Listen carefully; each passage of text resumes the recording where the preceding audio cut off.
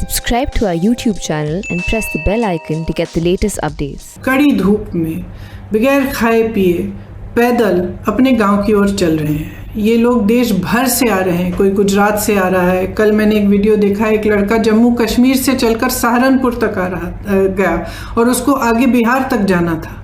इसी तरह से आप सब ने देखा कि कई बहनें गर्भवती हैं, गर्भवती होते हुए 6 घंटे 8 घंटे कड़ी धूप में चल रही हैं। कुछ लोग अपने बच्चों को गोद में लेके जा रहे हैं, कुछ टूटी हुई साइकिलों पर जा रहे हैं। एक और वीडियो मैंने देखा कि एक दादी दादा अपने पोती पोतों को उठाकर, इस तरह से दादाजी उनको उठाकर एक झूला सा बनाया था, उसमें उनको रख के उठाकर चल रहे थे। अब हम सबको अपनी जिम्मेदारी समझनी पड़ेगी।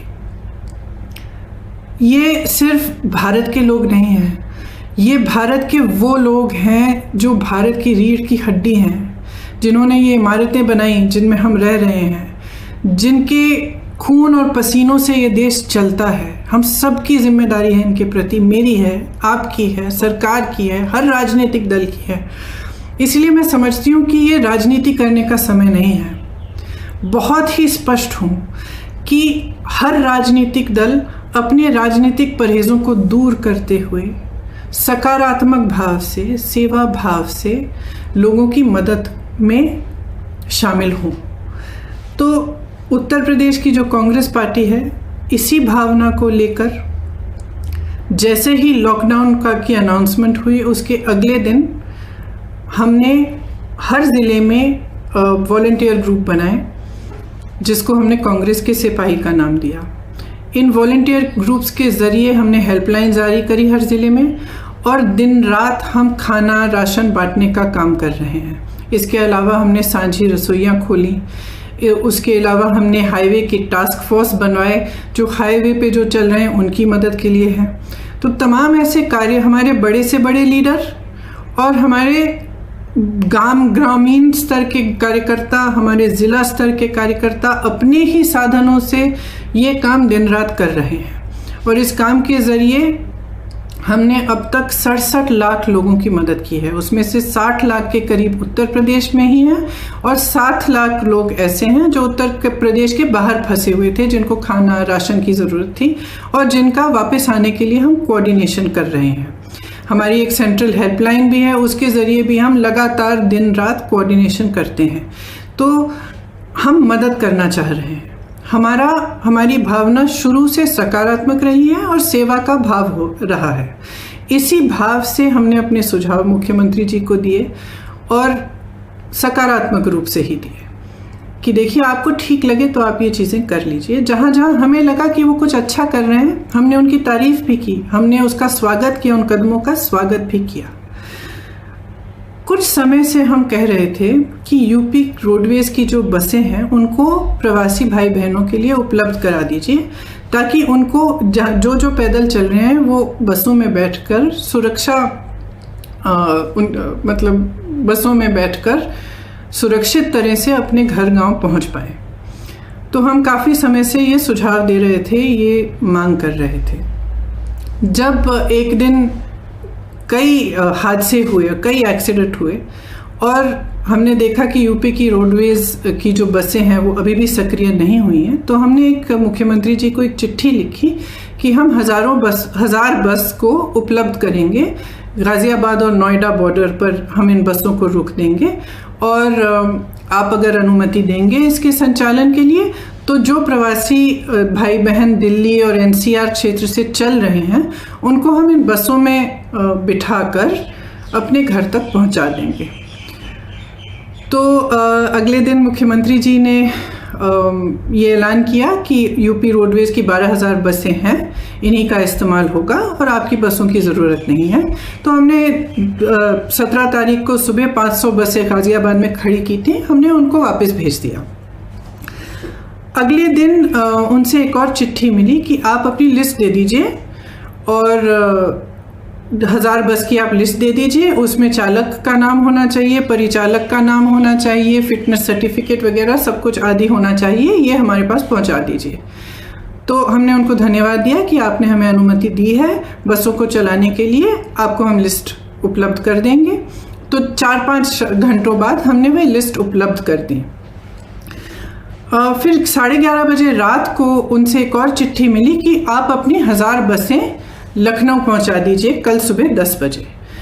तो इसमें हमने कहा कि देखिए, हमारी बसें खाली दिल्ली से लखनऊ जाएंगी। इन बसों का मकसद ही ये था कि गाज़ियाबाद और नोएडा से, एनसीआर क्षेत्र से जो चल के जा रहे हैं उनको हम बिठाकर उत्तर प्रदेश के गांव और ज़िलों में ले जाएं।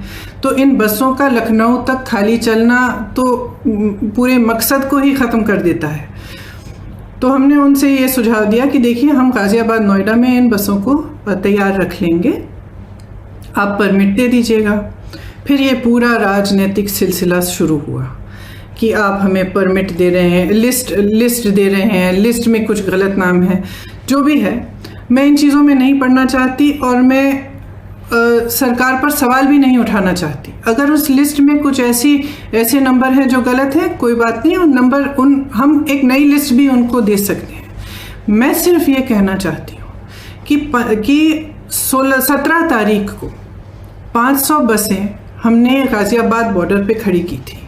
अगर वो 500 बसें चली होती तो कम से कम 20,000 लोग घर सही सलामत पहुंच जाते। कल हमने 900 बसें, 500 बसें राजस्थान के बॉर्डर पर और राजस्थान यूपी के बॉर्डर पर, और 300 से अधिक बसें, जिनकी पूरी टोटल संख्या 900 के करीब थी, हमने गाज़ियाबाद बॉर्डर पे, दिल्ली बॉर्डर पे हमने उपलब्ध कराई।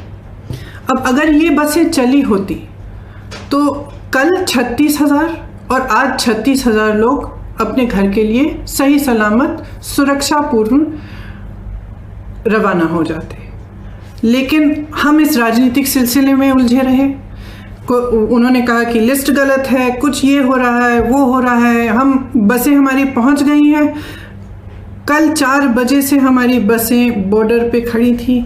उनको आगे परमिट, यूपी के जहाँ पे उन्होंने कहा था कि यहाँ पे हमें गाज़ियाबाद और नोएडा में 2 पॉइंट्स दिए थे, यहाँ तक पहुँचाइए, वहाँ जाने का परमिट ही नहीं दे रहे हैं यूपी के अंदर। तो बसें खड़ी रहीं, आज भी खड़ी हैं। अब मैं सिर्फ ये कहना चाहती हूँ कि देखिए, 4 बजे 24 घंटे हो जाएंगे कि ये बसें उपलब्ध हैं। अगर आपको इस्तेमाल करनी है तो इस्तेमाल करिए, हमें अनुमति दीजिए। आपको भाजपा के झंडे लगाने हैं, इन पे अपने भाजपा के स्टिकर लगाने हैं तो बेशक लगाइए, बेशक लगाइए। आपको अगर कहना है कि आपने उपलब्ध कराई हैं तब भी कराइए, लेकिन इन बसों को चलने दें। क्योंकि जब तक हम इस राजनीतिक उलझन में पड़े रहे हैं ना, जब तक आप अजीब से बयान दे रहे हैं और तमाम इश्यूज उठा रहे हैं, तब तक हम कम से कम 92,000 लोगों को घर पहुंचा सकते थे। और वही 92,000 लोग आज धूप में चल रहे हैं, उनके सामने तमाम मुसीबतों को झेलते हुए चल रहे हैं। तो मैं सिर्फ मुख्यमंत्री जी से ये आग्रह करना चाहती हूँ, हमारी बसें वहाँ पे 4 बजे तक खड़ी हैं, आपको इस्तेमाल करनी है तो आप हमें परमिट दीजिए, अनुमति दीजिए कि हम उनका संचालन कर सकें। अगर आपको नहीं इस्तेमाल करनी है तो भी कोई बात नहीं, हम उनको वापस भेज देंगे। हमने 3 दिन पहले भी वापस भेज दिया था 500 बसों को, हम वापस भेज देंगे। जिस तरह से हम लोगों की मदद कर रहे हैं, जिस तरह से हमारे लोग हर ज़िले में, हर शहर में, हमारे कार्यकर्ता प्रवासी भाई बहनों के और लॉकडाउन और महामारी से जो पीड़ित लोग हैं उनकी मदद कर रहे हैं, उस तरह से हम करते रहेंगे। हमें कोई परवाह नहीं है कि आपकी बसें हैं या हमारी बसें, हम सिर्फ एक सेवा भाव से मदद करना चाह रहे थे। तो मैं कहना चाहती हूँ अपने ख़ास तौर से अपने प्रवासी भाई बहनों से जो इस संकट में हैं और जो पैदल चल के जा रहे हैं, कि कांग्रेस का एक एक कार्यकर्ता, एक एक नेता आपके साथ है। आप उत्तर प्रदेश के जिस ज़िले से, जिस शहर से गुजरेंगे, हमारे लोग आपको मिलेंगे, आपको खाना उपलब्ध करेंगे, आपके लिए पानी उपलब्ध करेंगे, आपकी कोई भी सुविधा की ज़रूरत हो वह उपलब्ध करेंगे। हमारी जो क्षमता है उससे हम पूरी तरह से आपको मदद करने की कोशिश करेंगे और हम आपके साथ इस संकट में खड़े हैं। धन्यवाद।